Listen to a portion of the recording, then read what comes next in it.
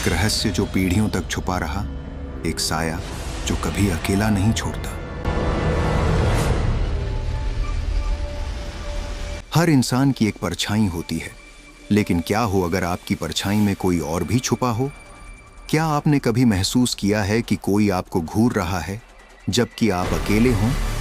ये कहानी है एक ऐसे रहस्य की जो समय की परतों में छुपा रहा, एक ऐसी सच्चाई की जिसे कोई जान न सका जब तक कि उसने दस्तक नहीं दी। अनया को एक चिट्ठी मिली थी, पुरानी, पीली, पढ़ चुकी। उस पर लिखा था, अगर मेरी मौत की वजह जाननी है तो हवेली लौट आना। चिट्ठी नानी के नाम से थी, जबकि उन्हें मरे 5 साल हो चुके थे। ये चिट्ठी नानी की लिखावट जैसी है, लेकिन ये कैसे संभव है?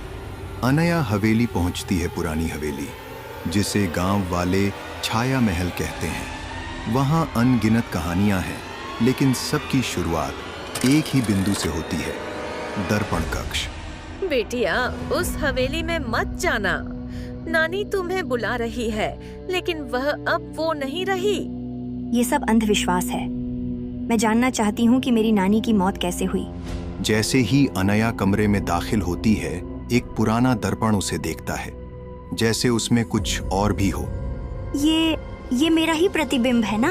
या उस रात अनया को पहली बार महसूस हुआ कोई उसके साथ चल रहा है। उसकी परछाई में कुछ था जो वो नहीं थी। पहली ही रात अनया को महसूस हुआ कि उसकी परछाई अब वैसी नहीं रही। वो उसके साथ चल तो रही थी, लेकिन उसमें अब कुछ अजनबी और डरावना समा गया था। नानी की डायरी, जरूर कुछ ना कुछ लिखा होगा इन पन्नों में। छाया जिंदा है। वो अब सिर्फ मेरा पीछा नहीं करती, अब वो मुझ में समा गई है। क्या मतलब है इसका? क्या नानी पागल हो गई थी? क्या पंडित जी, नानी की आत्मा यहाँ है क्या? ये आत्मा नहीं, साया है। आत्मा शांति मांगती है, साया बदला। पंडित शरण ने बताया, वर्षों पहले इस हवेली में एक औरत मारी गई थी, जिसे समाज ने डायन कहकर जला दिया। वही औरत अब परछाई बन चुकी थी और उसने नानी को पकड़ लिया था। अब बारी अनया की थी। कौन है वहाँ? तू मेरी है अब। ये आवाज बाहर से नहीं आई थी, ये अनया के भीतर से आई थी। अब अनया को समझ आ गया था, साया सिर्फ डराने नहीं आई थी, वो अनया बनना चाहती थी। अनया तहखाना खोलती है, दीवारों पर खून से लिखे मंत्र और एक पुराना पिंजरा। जिस दिन इंसान की परछाई उससे अलग हो जाए, उस दिन उसकी आत्मा खो जाती है। अनया को महसूस हुआ उसकी परछाई अब उसके नियंत्रण में नहीं थी।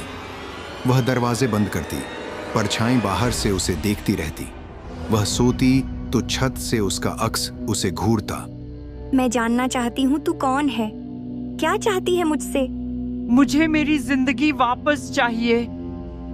मैं निर्दोष थी, मुझे जिंदा जलाया गया। नानी ने मेरी आत्मा को छिपा लिया ताकि सच्चाई बाहर ना आ सके। साया चाहती थी कि कोई उसकी सच्चाई को पहचाने, उसे इंसान की तरह याद करे, शैतान की तरह नहीं।